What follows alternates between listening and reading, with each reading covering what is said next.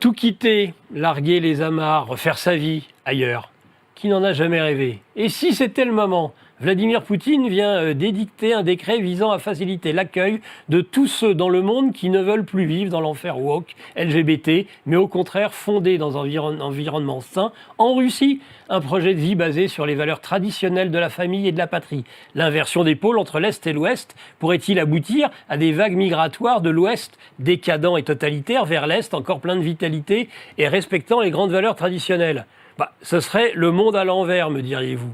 Au-delà du mirage d'un nouvel Eldorado, ne faut-il pas rester prudent face à une tentation de l'expatriation décidée à la va-vite? Mais avons-nous encore le temps? Pour répondre à toutes ces interrogations, dans le cadre des entretiens du monde réel, je reçois aujourd'hui le journaliste Cyril Gaucher. Vous êtes sur Géopolitique Profonde et on débute sans plus tarder.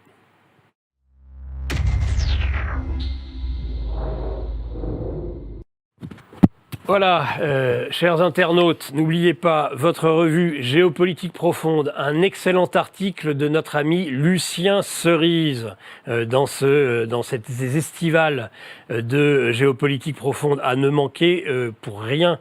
Il est excellent cet article, il est sur les deux antisionismes, vous m'en direz tant.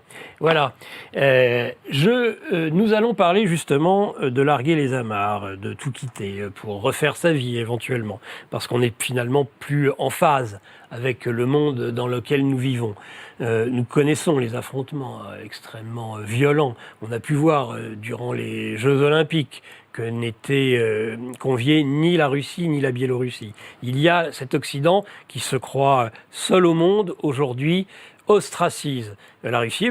Poutine, il leur répond à sa façon. Il vient de signer un décret assez inimaginable. On aurait pu penser, lorsqu'on sait que le rideau de fer, c'était l'inverse. C'était les gens de l'Est qui voulaient aller à l'Ouest. C'est ce qu'on disait toujours d'ailleurs aux communistes. On leur disait, mais oui, alors votre régime est extraordinaire, votre système est magnifique. Mais alors comment vous nous expliquez que les gens passaient le mur, prenaient des risques pour aller à l'Ouest de l'Europe? Et si ça s'inversait les choses aujourd'hui? Pour parler de tout ça, le journaliste Cyril Gaucher. Déjà, bonjour Cyril et bienvenue dans Géopolitique Profonde dans le monde réel.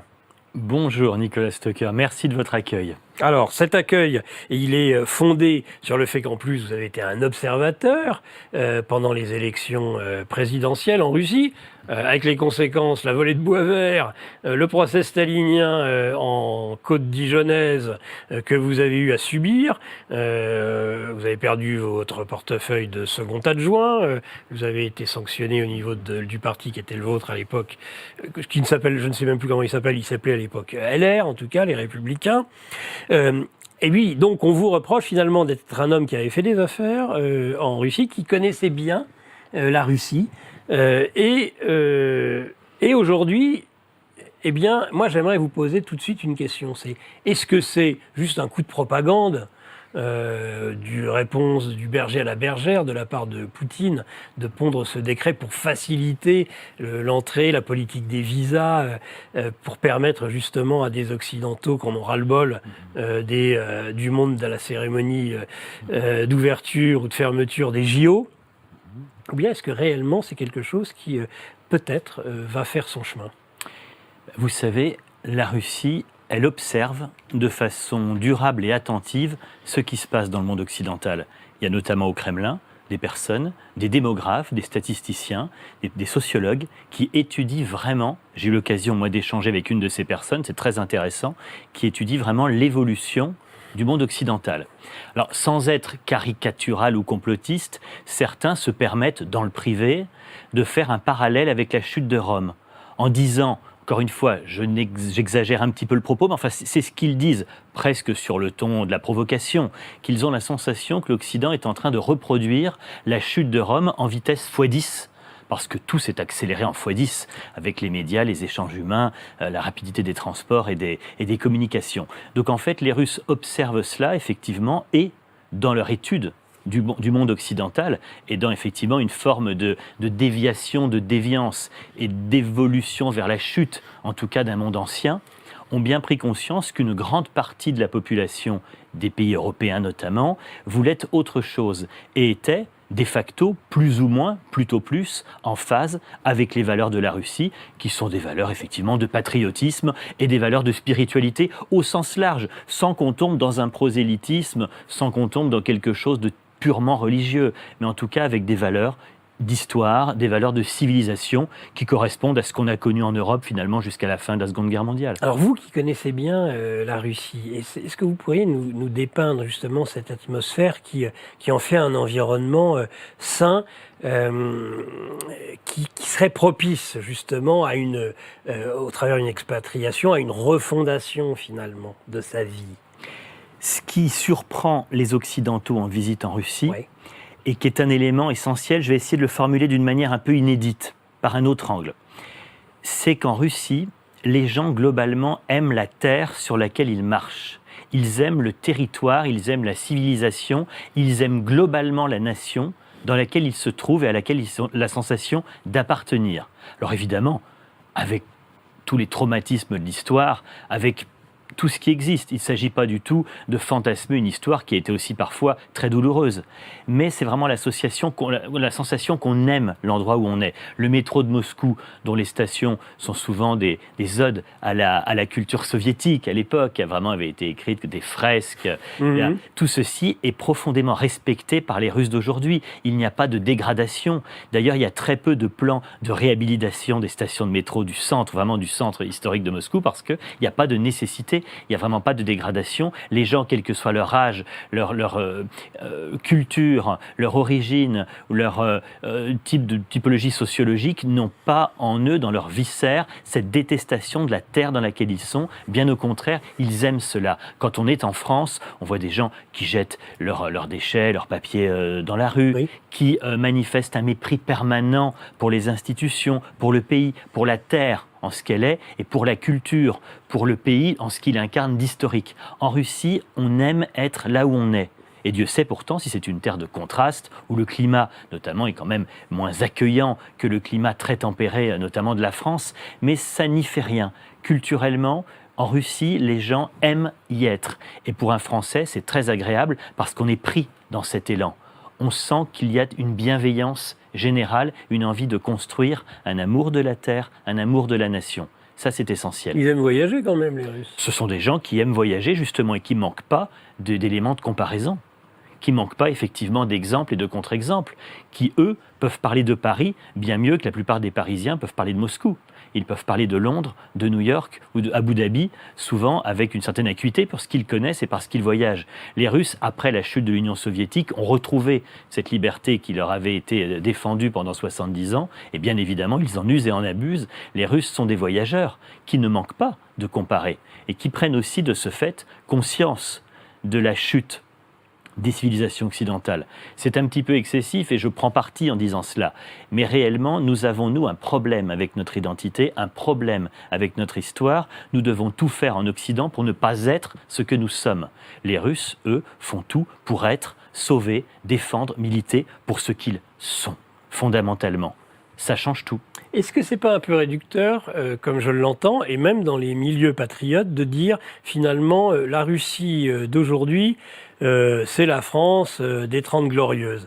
Et au vu de ce que vous dites, je crois que c'est encore différent, parce que la France des 30 glorieuses, elle avait en germe mai 68. On n'a pas l'impression, peut-être dans les très grandes villes, à Moscou ou Saint-Pétersbourg, que ce qui est en germe dans la société russe, ce soit justement le gauchisme agissant qui arriverait à toute vitesse. Votre observation est très très juste. En effet, la France, dès les années 60-70, était en voie de désindustrialisation, tout comme effectivement l'essentiel des valeurs historiques était déjà battu en brèche par la jeunesse. Déchristianisation, entre autres l'année 67, je crois, qui a été un effondrement une de bascule, la pratique religieuse. une des années bascule, tout à fait. Alors en Russie, c'est plus ou moins théorisé par le Kremlin, et Vladimir Poutine lui-même le dit en filigrane dans ses interventions. C'est au contraire la conjonction de la nouvelle technologie, parce que les Russes sont très sensibles aux nouvelles technologies, Absolument. à la recherche et au développement, que ce soit dans l'intelligence artificielle, que ce soit dans les technologies notamment spatiales, que ce soit dans l'ensemble des technologies qui permettent la vie notamment, alors on ne va pas dire la ville connectée, mais en tout cas les échanges modernes pour construire notamment à Moscou, Saint-Pétersbourg ou Yekaterinbourg des mégalopoles ultra modernes. Oui. Donc il y a vraiment cette conjonction de la modernité, de la recherche et du développement, du monde de l'informatique et des nouvelles technologies de l'information et de la communication, avec par contre une affirmation, à contrario de l'Occident depuis les années 60, de l'ancrage dans l'histoire, dans la culture, dans la civilisation et dans un respect, je dirais, amoureux de la religion, qui n'est pas nécessairement quelque chose de tout à fait pratiquant. C'est plus identitaire parfois que pratiquant au quotidien. Il y a une spiritualité forte, qui d'ailleurs sur le territoire, notamment de la Sibérie, parfois a connu des expressions chamaniques, des expressions religieuses tout à fait différentes de l'orthodoxie telle qu'on l'entend. Mais dans tous les cas, il y a une recherche de la spiritualité, une connexion à la terre, une connexion aux ancêtres et à l'histoire. Donc c'est un peu ça. La modernité dans la recherche, dans la technologie, dans le numérique, au sens large, mais vraiment un lien puissant, profond avec le passé. Ce n'est pas du tout la France des Trente Glorieuses. Eh bien, c'est la synthèse, semble-t-il, en tout cas telle que vous le dépeignez, on va peut-être rentrer dans les détails, c'est la synthèse harmonieuse avec la science de l'héritage soviétique, faut pas se cacher, hein, la conquête de l'espace, la technologie, la recherche scientifique, peut-être d'ailleurs au sens noble, là où elle a tendance à se pétrifier en Occident dans la science, hein, et le conseil scientifique. Mais, et donc la synthèse de cette Russie soviétique, et puis de la Russie, de la Sainte Russie, de la Russie ancestrale. C'est ce qui a réussi peut-être, mais vous allez, je le dis sous votre contrôle, sous votre autorité, ils ont réussi peut-être ce que nous sommes incapables de faire, et on l'a encore vu dans cette cérémonie des JO, qui fait débuter la France avec la décapitation de la famille royale et de la reine en particulier en 1793, comme si la France n'avait pas existé auparavant, hein, surtout quand on décide de faire cette cérémonie le long de la Seine, où il y a justement ce reflet de toute la France, et entre autres de l'enfance de l'Ancien Régime. Donc cette synthèse qu'on est incapable de faire, parce qu'on est, semble-t-il, en guerre civile permanente en France, eh bien, il semblerait que la Russie, et j'ose le dire, la Russie de Poutine, a réussi à faire. Est-ce que c'est une part de vérité ? Votre analyse, encore une fois, est d'une grande acuité. Effectivement, on peut dire que la Russie, globalement, assume son histoire. Alors. C'est une différence essentielle. Elle assume également les parts d'ombre. Alors évidemment, à l'époque soviétique, quand on changeait de dirigeant, souvent du passé, il fallait faire un peu table rase et on avait tendance à jeter le bébé avec l'eau du bain. On ne va pas se raconter d'histoire. La déstalinisation a été là pour aussi placer les personnes autour de Khrouchtchev, etc. Bon, chacun le sait, il y avait à chaque fois des intentions du passé faisant table rase parce que ça arrangeait les régimes. Mais globalement, aujourd'hui, la Russie de Poutine telle qu'elle est, elle a pour volonté, et c'est plus qu'une volonté, je crois que c'est une des conditions de sa réussite en réalité. Vladimir Poutine est tout en lucidité sur ce coup-là. Elle a besoin de s'appuyer sur son passé. Pour l'Europe, c'est difficile à comprendre. Effectivement, nous, comme l'Ancien Régime a été dépeint comme quelque chose de terrible et que la Révolution a été présentée comme la libération ultime du peuple français... Le passage des ténèbres à la lumière. Des ténèbres à la lumière, tout à fait. Il est impossible de faire autrement que d'annoncer révolution, décapitation de la reine, du roi, laïcité, parce que on s'interdit de penser autrement. Pourtant, réellement, et pardonnez-moi cette provocation, mais je crois qu'être lucide sur l'ensemble des facettes d'un riche passé, 2000 ans d'histoire nous concernant en France, c'est très instructif.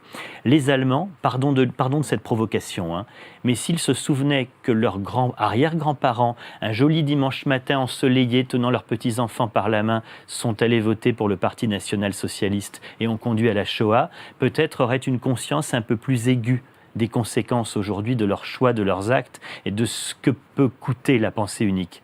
Aujourd'hui, du passé, l'Allemagne a fait presque table rase. Quand des Allemands me disent « non, on est lucide sur notre passé », je dis « non ». Vous présentez ça comme une espèce d'erreur que vous n'êtes pas prêt à regarder dans le blanc des yeux. En Russie, il n'y a plus beaucoup de statues de Staline, parce que là, ce sont ses successeurs à l'époque soviétique qui s'en sont chargés. Mais Lénine est toujours présent, Marx est toujours présent. Il y a même sur une place du centre de Moscou, une statue de Kalachnikov, par exemple, qui fut ingénieur soviétique et auteur de quelques armes à feu automatiques, notamment à succès. Pardon, monsieur, je suis confus, j'ai égaré mon briquet. On a aussi tendance à jouer avec le feu. Google, qui est une création de la CIA. L'équipe de Géopolitique Profonde vous donne le meilleur de l'actualité brûlante. Mais en échange, on veut un geste de votre part. Merci de ce geste d'amour. On vous le rendra. Ravi.